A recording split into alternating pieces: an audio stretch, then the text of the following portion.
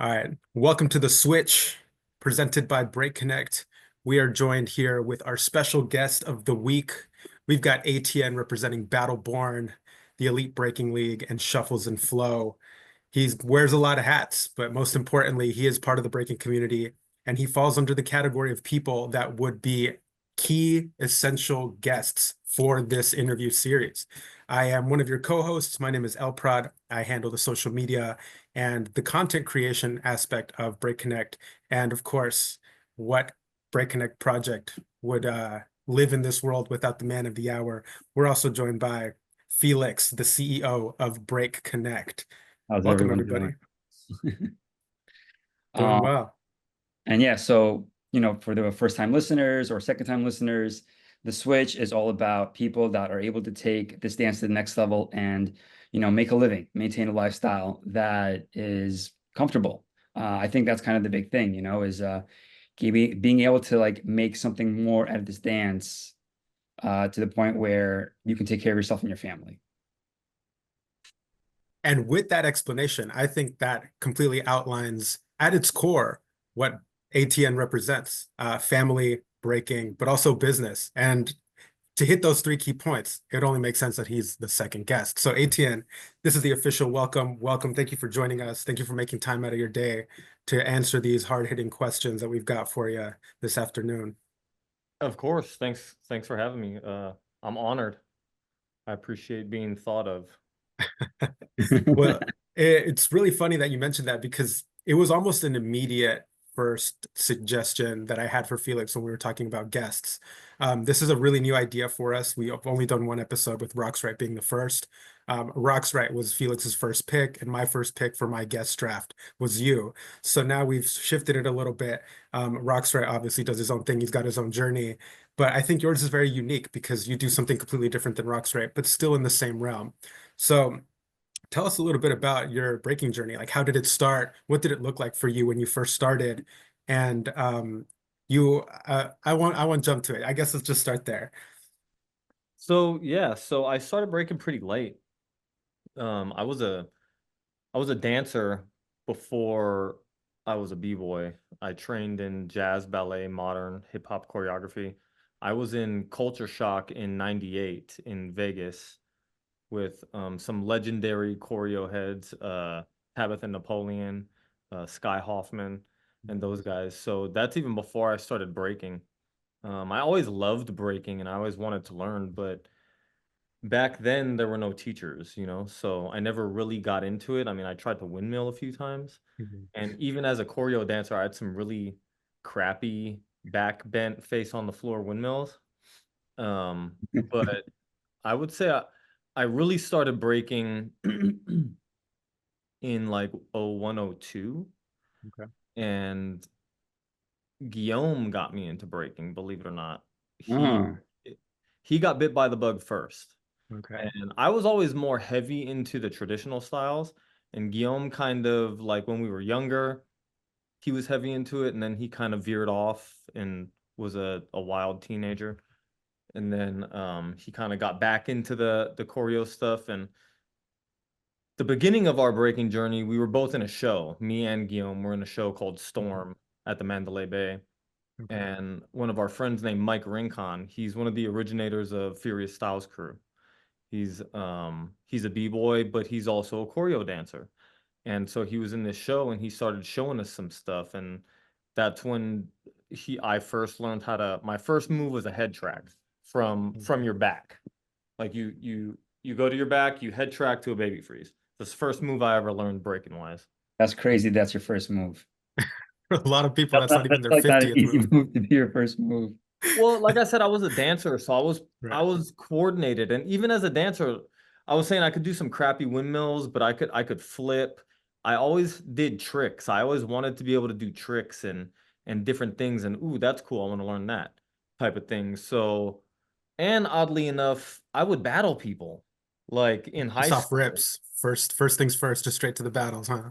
Yeah, it was always in us, I mean, as teenagers, I think you're always competing, right? Yeah, yeah. But it was just kind of natural. Even though I didn't know how to break, I would go at whoever, with tricks and whatever the hell I was doing at the time. Born straight into the battle. Some might say he's battle born. Yeah. You kind of That- jumped to it right off the bat, which I'm so glad that you did. I was going to bring up your brother. Yeah. Uh, you have this very unique breaking journey that I don't think a lot of people get to indulge in, which is breaking with your brother, with your sibling. And you mentioned something that I was going to ask about already, who got into it first. So, what did it feel like for you to grow into the game with your brother at your side? So it was dope. Yeah. It was really dope. At first, it was challenging for me because I'm the older brother and he started before me. And Guillaume is really a natural at a lot of things. And I'm not so natural at a lot of things. I'm very cerebral, so it holds me back sometimes. Mhm. Um, but Guillaume was good off the bat, and my mind would hold me back. I couldn't just go and implement things right away. Like I was very critical thinking, and I had to be perfect, et cetera, et cetera. Guillaume just went.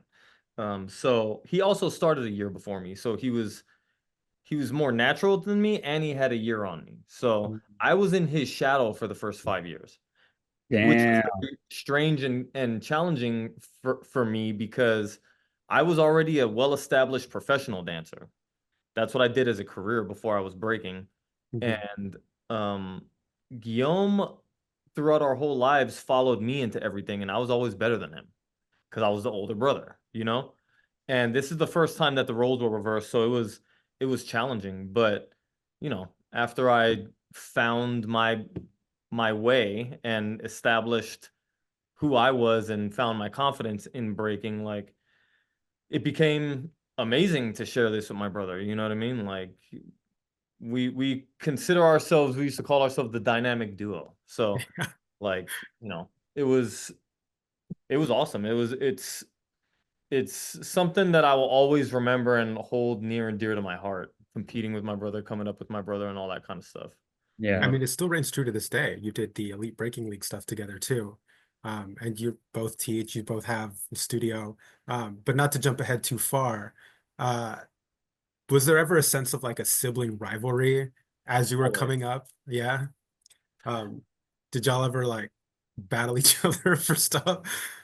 So yeah, I mean sibling rivalry always, but it was like a healthy sibling rivalry, like if he would get a move, I had to get the move and vice versa. If I could do something, he would be like, "Nah, you're not going to have that on me."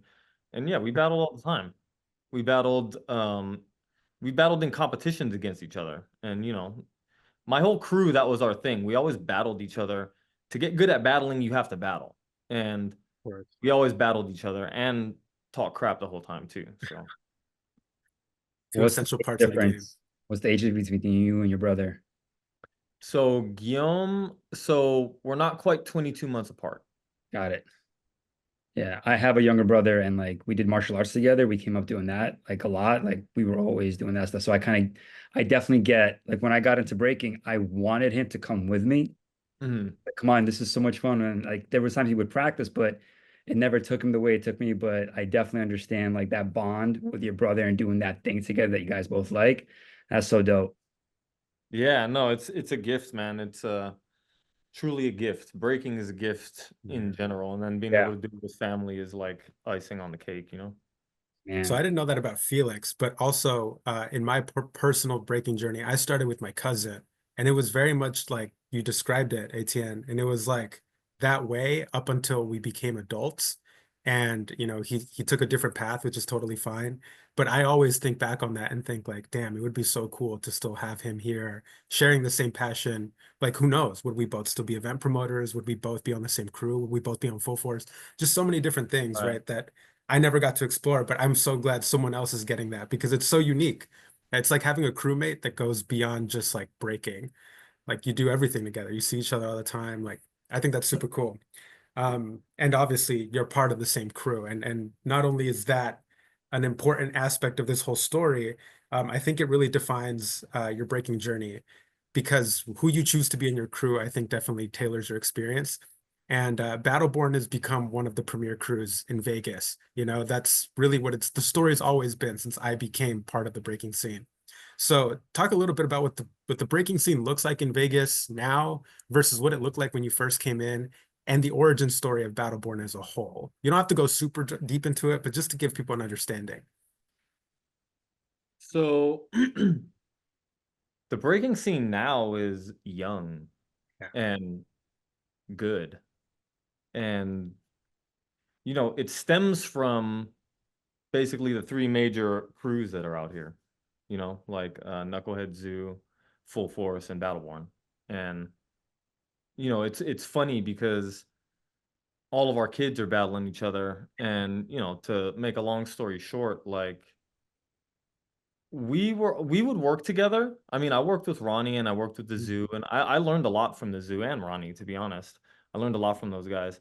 And but we would always go at it hardcore. You know what I Of mean? There were course. times where we didn't talk because breaking beef and all that kind of stuff. And there was antagonizing going on. And we were about the battle. We were about the BS. Of course. Um and the kids, the main difference is the kids do all the same things in the battle. They want to rip each other's heads off in the battle. Um, and then when the music's off and the battle's over, they're playing tag. You know what I mean? Like they're doing it the right way. That's the Yeah. main reason. Not much has changed. A lot of the main players, I mean, we've all gotten into passing it down, you know? And I think it's really awesome actually. And it's Vegas is like a hub. It's like a Yeah. breaking hub. There's not too many cities that there are three crews that have traveled the world and competed at the highest level, you know? Right. And that Um, have transcended generations too, because at any point a crew could die and then that's it. That's the end of it. And they all grew up. They all have families that didn't decide to break. But each yeah. of these different crews were staples back when I started, which was 15 years ago. And they're still staples today with a bright future. It's not like, oh, they're still staples, but once they're done, they're done. These kids will continue going for another 15 years easily. You know, the Hmm. Zoo's got the younger generation, Battleborn's got the younger generation, Full Force got the younger generation. And even then, I'm sure there will be more youth coming in the future. So I don't see the big three changing at any time soon in Vegas, which is such a unique atmosphere to have. A lot of people don't have that. San Diego definitely doesn't have that. So it's really cool to see. And it's really cool to talk to someone that's been involved in the highs and the lows, right? Because I know that there was an aspect to the Vegas breaking stuff that was pretty territorial based on what I've heard. So Mhm. it's cool to see that there's like maybe like a turned page now where the youth are pushing it forward, people are collaborating more. It's inspiring to see. It is inspiring. What I like what you said was like when the music stops, the kids are playing tag and stuff. And I saw that like really hard at freestyle session. I mean this year for sure, but last year specifically, I remember like I was on my phone, like the battles were happening and it was kind of behind like the judges stage. They had like the screen down, and I Yeah. could see like kids, like I think it was like Kid Break and whoever else they would play, like flipping the bottle thing and like having it land. And I'm like, wow, that is some kid ass shit to do right there. And because I think, how old were you when you started? Like you said, oh, Me? yeah, you're like 16, 17 or 15. No, no, no. When I started breaking, I was 21, 2002, he said. So that's 22. I was almost 22. Oh, okay.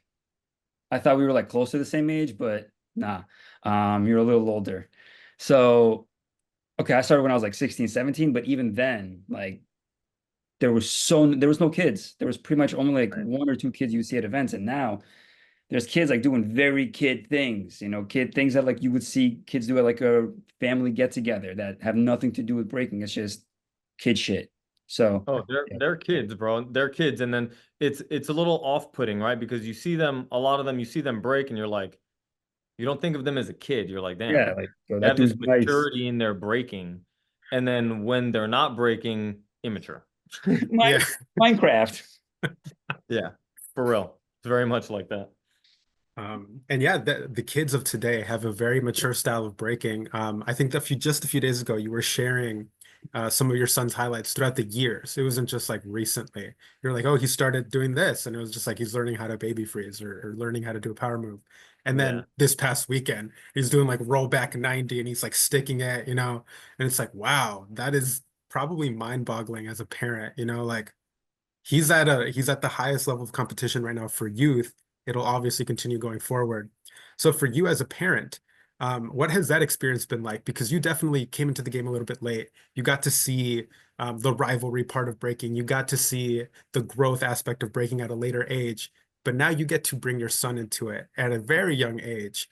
So as a parent, and I guess also as a mentor, how has that journey been like? What has been the highs? What have been some of the lows?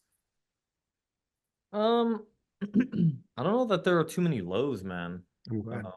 Nowadays, I'm kind of a crazy optimist and grateful for a lot of things, you know. My son being a b-boy, I feel so blessed that I get to share this passion with him because, you know, I don't know if you guys are parents or not, but you can't choose stuff for your kids. They choose. Hmm. You can try, and generally what happens is it pushes them far away from whatever you're trying to push them into. That's just the way it works, right? Right. He truly chose breaking. He loves breaking. And I just feel blessed that we get to share this because it's pretty rare that, you know, that happens. Like a lot of b-boys, a lot of established b-boys have kids and you never see their it's rare that you see their sons and there's a handful now like Flea Rock and Gravity. And is there anybody else that I can think of? Those are the two main ones I would say Those that are like the Yeah, two main ones, yeah. But it's rare, man. So it's no negatives, all positives, all that's awesome. blessings. so from your perspective, because I mean, you have a legacy as a breaker, it's important to make that known. And your son is building out his own legacy, but also is still directly tied to you because I think you're still very active in the community. What does it feel like for you to see your son essentially carrying on your legacy and also paving his own path? I know this is something we see in sports sometimes, like LeBron and his son, right? The big criticism is like, oh, his son's not as good as his dad. But Yeah. you're in a unique position where your son is really good. And if everything goes well, he could potentially exceed where you were at. So what does that feel like? I have to know. I think he's definitely gonna exceed where I was at and what I've accomplished, and I think he's gonna do it soon. Um, but I think it's the coolest thing ever, man. Like honestly, um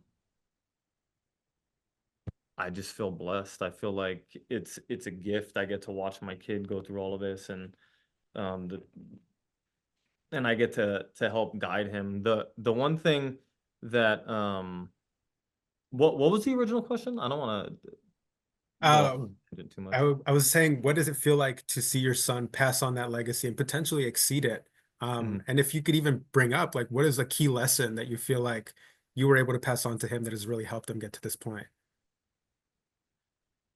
Mindset and the way to approach things, and it's only been recently, really recent. So yeah, he competes a lot, and I was heavy into competing, and I was always trying to find the edge and and compete the best that I could. So he's starting to really be open to that kind of guidance and coaching from myself. You know, as a kid, it's as a kid parent relationship and coach kid relationship, that's a difficult one to have all in one. Right. You know, it doesn't usually pan out too well. Like coming up, he learned better from Guillaume because Guillaume's his Mm. uncle, and he always has to listen to me. So he's like, until we started traveling, he basically treated me and thought of me as a scrub, I think, to be honest. He was like, yeah, you don't really know what you're talking about. He's like, okay, okay, okay. And then like we would travel and people would come up to me and give me props and tell me that they inspired me, and he'd be there like that, and I'm like, did you hear that? Oh Scrubs man, don't inspire people. Yeah, kids, exactly. But kids. yeah, I've been able to kind of help him with mindset as of late. That's what's up. Kids always will listen to everyone outside of their parents first. Oh yeah. Yeah, Oh, for that's sure. true. Like I was definitely like that. So was I. It's, it's human nature, you know? You Staple. gotta, yeah, you gotta understand that. And yeah. So pivoting a little bit more back to your path, which also directly ties into what we just talked about. Atmosphere, I think, is super important, right? Like who you're surrounded by, the way that you approach things, the consistency at which you approach things. For your son, I think he's had like probably one of the best training scenarios ever. You know, his uncle and his dad are both really competitive, have both succeeded in at many levels. And even then, it goes beyond breaking. They've learned lessons in the professional dance field, which not a lot of b-boys can say, you know, they have both. But not only that, he has a studio like that he can just go to at any time, train. And not a lot of people get that. You know, I think he's had the perfect path to succeed at the level that he's at. So which came first? Was it the studio came first and then your son, or your son and then the studio? What do you mean as far Like as which came first? when when the when your son was born, was the studio already established or did it Oh come no. after? Yeah, so the studio is like an extension. Like obviously we teach and we teach kids and stuff like that, but we always like since he was born, we've had a practice spot. And it Mhm. was usually our living room that had no furniture in it. You know what I mean? Yeah. We had a designated breaking room always in all of my homes growing up. So he literally grew up at practice. Okay. He and you know we would do some open practice sessions, but he was literally with his earmuffs in a car seat in the corner watching breaking. Those have got to be it's got to be some of his earliest memories. And Wow. then as he gets into diapers and starts walking, he's going in the circle, hopping around, not really doing much, and then he starts doing some cool stuff and flinging himself. So he grew up in this environment, and it's kind of like a studio environment. It's like the same it's pretty much the same, you know what I mean? Because that's Hmm. what we do here now at Right. the studio. But yeah, he came first and then the studio for sure.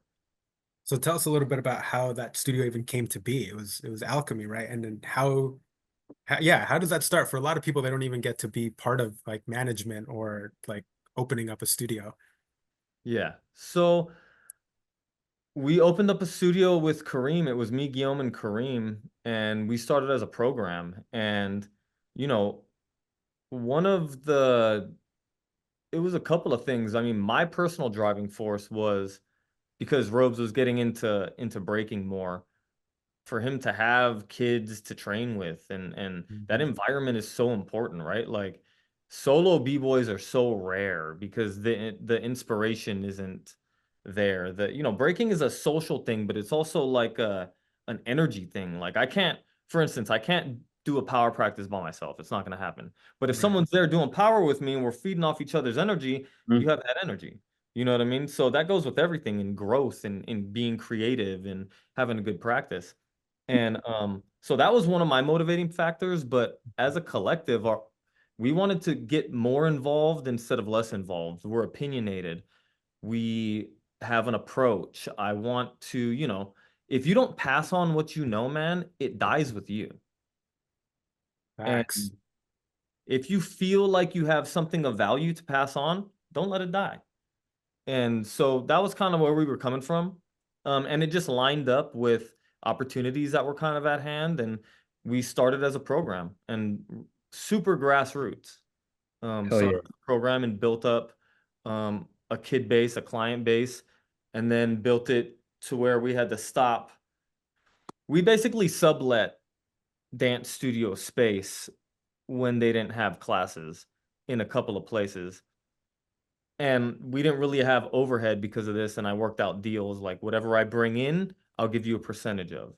Mm. So we didn't really have overhead and it allowed us to build up a student base. We got to a spot where it was like, okay, we needed to open up another class. And because of that structure, it was someone else's studio, they had no space or time for us.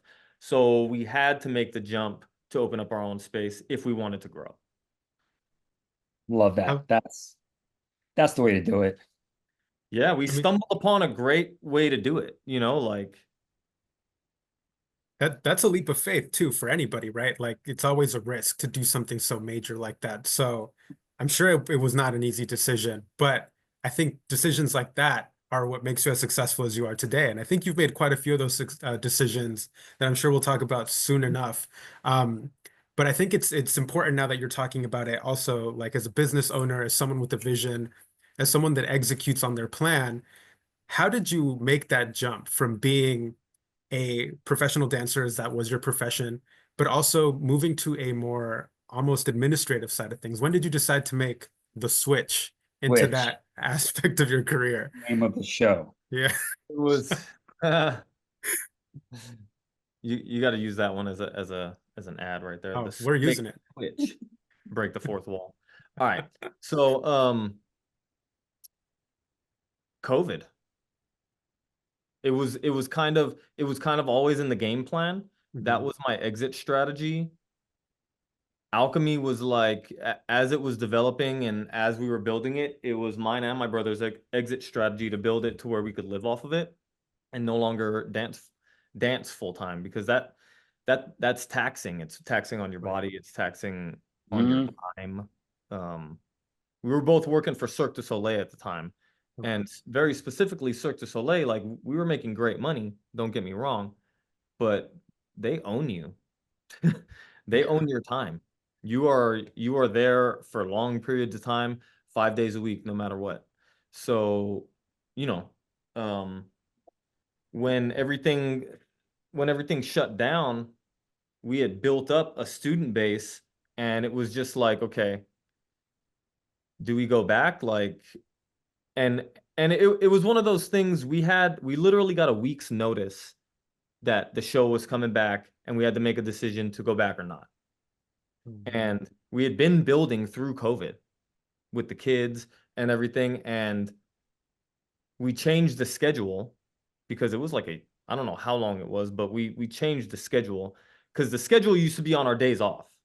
Mhm. So we opened up the schedule because no one's doing anything. So we Yeah, opened up the schedule, and then we didn't want to lose what we were building. We didn't want to take a step back. We both knew because you were going to go into rehearsals. So you were going to be there all day, every day until the show opened.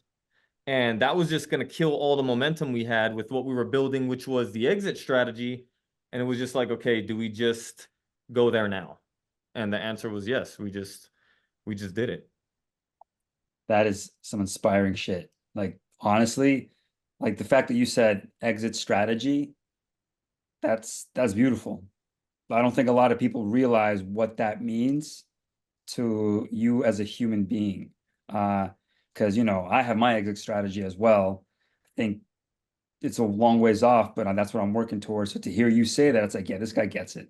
This guy understands, like, like this is how I'm going to take care of myself and my family. You know what I'm Yeah. saying? Yeah, that's love to hear it.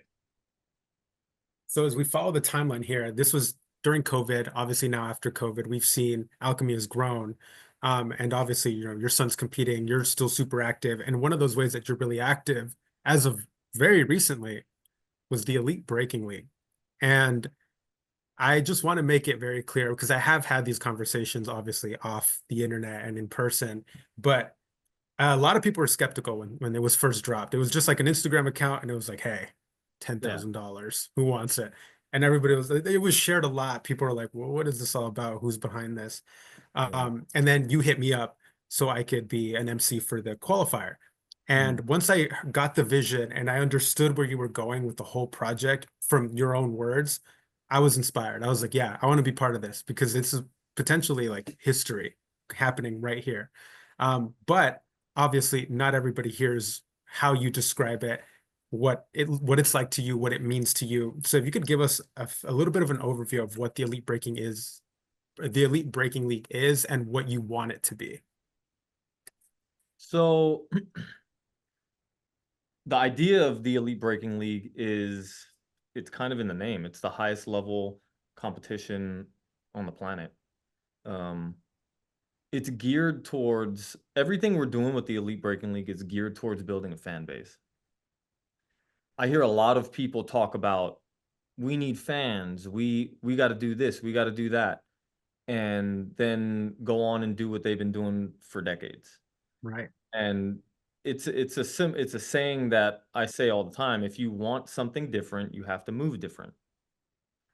You have to make those changes. If you want a different outcome, it's literal insanity to do the same thing over and over and expect a different outcome.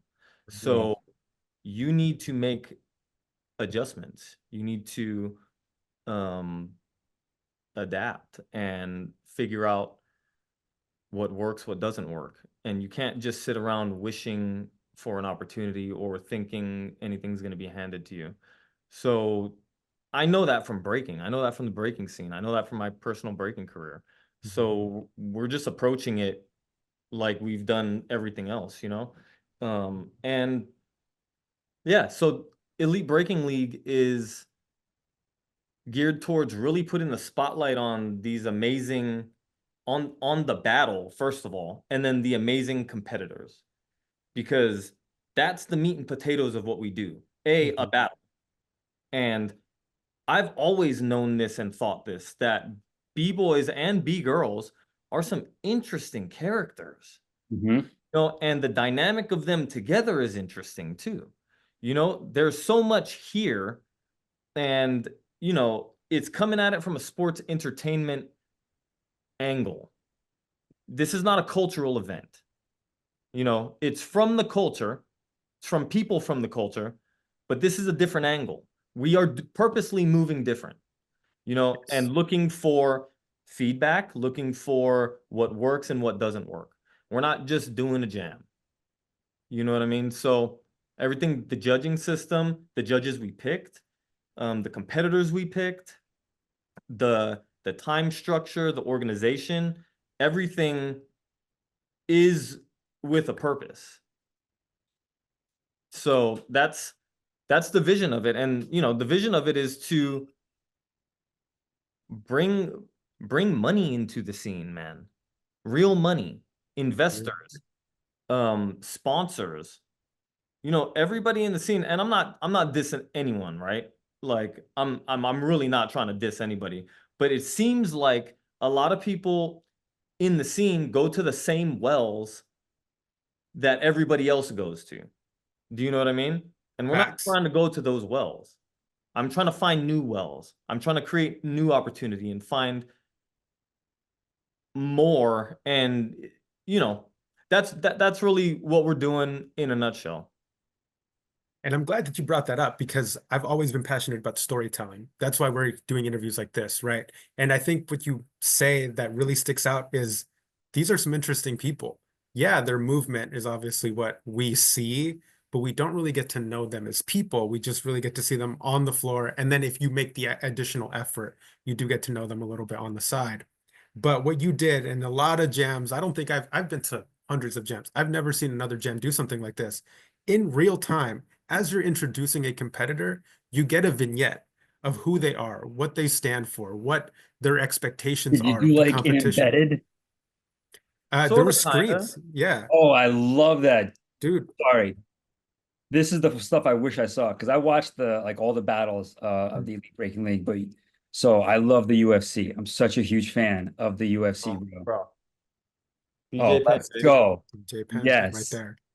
And one of my favorite parts about fight weeks, like pay-per-view fight weeks, is the embedded series. I watch every single episode and I get invested into the fight. I love it when there's fighters that I learn about.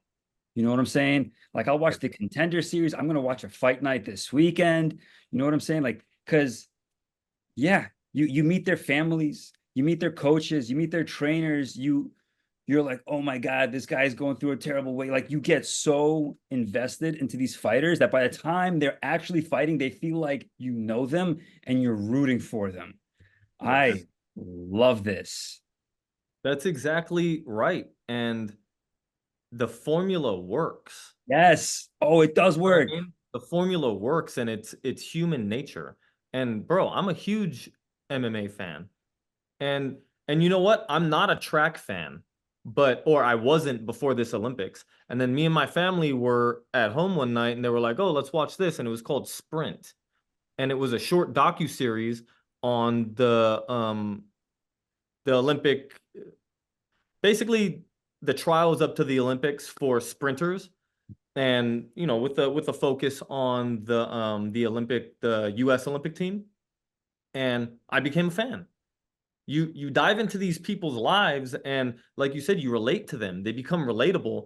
They do this incredible thing, like these fighters are these incredible alter egos of themselves, and then you see the person behind the fighter or the dancer or the sprinter, and you're like, oh, they're just a freaking person. It's almost like what we were saying with the kids. You have the dance persona or the game persona, whatever that game may be, and then you have the everyday persona. And regular people don't get to see that. Not at all. And that's one of the reasons why we don't have a fan base, you guys. Breaking doesn't have a fan base. It has practitioners and families of practitioners and friends of practitioners, which could be the very start of a fan base, but we don't really have a fan base. Do you know what I mean? And we need to figure out these formulas and implement these formulas to create that. And that's the way to do it, if you ask me. Luis, when you did Up and Comer, I remember one of them, you did something similar, like on a smaller scale, but you had these like reels for each of the people doing the Seven to Smoke. And again, that was also one of my favorite parts of that Up and Comer. So yeah, and the thing is, I've had this conversation with other dancers about what you just said. I'm like, this is the thing that is kind of missing from the scene, to get other people outside the scene invested. They need a story. They want something that they can bite into. Yes. And the Absolutely. stories write themselves too. For example, just even using the Elite Breaking League as a prime example, Zeku and Victor is becoming a tale as old as time. You've seen it on many different platforms. You've seen it at Freestyle Session. You've seen it at the Elite Breaking League. They did the Skechers Jam in China. I forgot what it was called. Break free as well. Break Free as well. It's a saga now. It's officially become a rivalry, a saga, and it's something that you want to follow. That anyone, honestly, someone with a great video camera and a creative mind could put together an actual docuseries on this, and it could be interesting. But it Yeah. starts with creating characters of these people.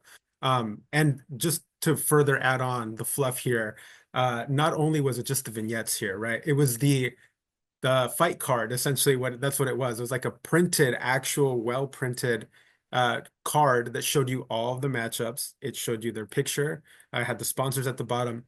These details do not go unnoticed. You were also able to sit there with a drink in your hand. Everyone had a clear view. The lighting was great. The music was great. Like, these are things that are so important to developing a fan base. It's an experience now. It's not just a jam, because a jam is an experience, but it's not always a good one. Yeah. This is a live event experience. So I honestly, I applaud you, man. You really took that leap and it succeeded. And I really hope to see more of these. I don't know if you're in a position to say whether there's going to be more of these, but can you like hint at to what the future looks like?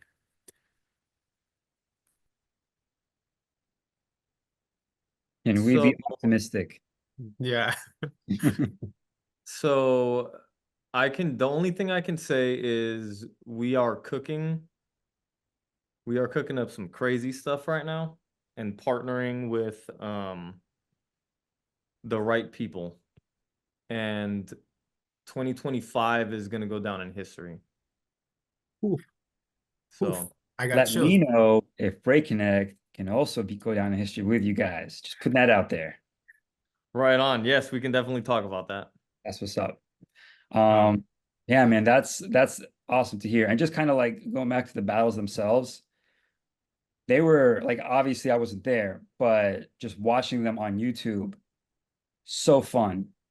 The fact that like Zeku versus Victor was top 16, I was like, right. wow, that's where it's starting.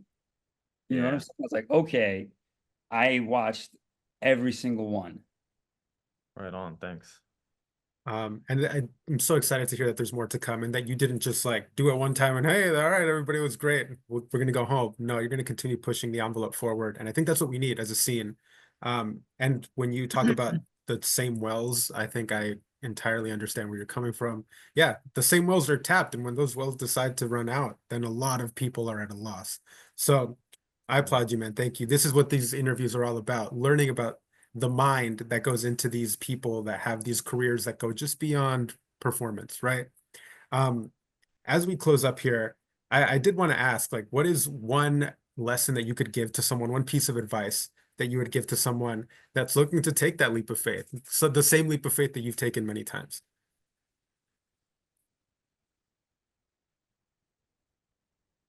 Uh, don't take no for an answer. Work your ass off, and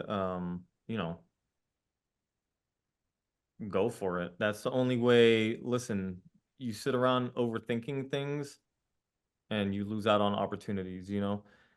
Success is when preparation meets opportunity. So if you're prepared when an opportunity comes up, boom. You know what I mean? Be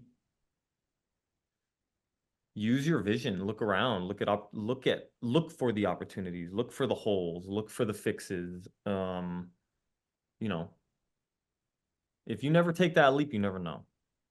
100%. So, That was a great one-liner there. So that concludes the official interview part. But as we do with every episode, and we're going to do with every episode moving forward, we do have questions from our patrons on Patreon. So, Felix, would you like to take that away? Yeah, so one of the questions we have was, let me just look real quick. Okay. So I heard you were the CEO of Shuffles and Flow. Um, what does that mean exactly? Because when I see Shuffles and Flow, I essentially see a kids crew. Mhm. So what does it mean to be the CEO of Shuffles and Flow? so because we have so many things that we're doing, we have not been very good at a certain aspect of what Shuffles and Flow is, and it is a clothing brand. Shuffles and Flow is a brand, Uh, oh, and kids are, in my opinion, they're the top kids in the nation, hmm and Easily. it's Shuffles and Flow is a couple of things. It started out as like a team and a brand, and the team were the ambassadors for the brand. It was also an intro sponsorship for these kids. They've been paid to enter certain battles throughout the existence of Shuffles and Flow. Not all the battles. Sometimes they just want to. They've kind of taken it and really created a crew out of it, but that's not how it started. It was just kind of a team, and oh, dudes love each other. They're brothers. You know what I mean? Like they're down for each other. But on paper, it's a team, and it is it's another business, and it's kind of developing into what it's going to end up as, if that makes sense. I think Um, so. and it's kind of free flow right now, but the intention behind it is to educate these kids on professional dancing, on professional breaking, on sponsorships, on their branding, on everything, everywhere we see breaking going, prepping them so they can hit the ground running when it is that. So that's kind of what the program is. And then also teaching them about business. And, we haven't sold any Shuffles and Flow merch really, but our emphasis has been on the team, right? That's where we've spent our time and money. But this next year is going to change. We're gonna be pumping out a lot more gear and stuff like that. But yeah, that's what it is. I guess I'm the CEO of the company, but I'm not really the chief executive officer. It's like, Not oh, yet. it's me and Guillaume. Me and Guillaume Yeah, are partners in all of. If you see me, Guillaume's behind me. If you see him, I'm behind him. You know? There we go. that's like a really interesting story behind that. Definitely not what I was expecting. Not what I was expecting either. So that makes it even cooler. That's awesome. Yeah, we're into laying infrastructure where there is none, and breaking is a vast land of no infrastructure. That's right. 100%. I mean, yeah, 1,000%. very similar ideas on this end. Yeah. You got one, Luis? Oh, you want me to do it? I can do it. Oh, yeah, Um, yeah, we do the other one. So the second question would be, what is your most memorable battle of all time? Who was it against and how did it all go down?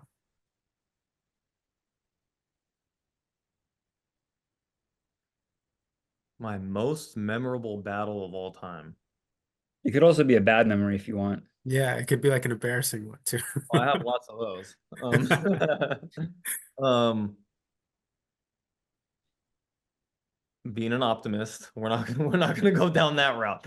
So we're gonna I would say this is the B-boy ego talking. So I'm gonna talk about the jam that I liked how me and Guillaume performed the best.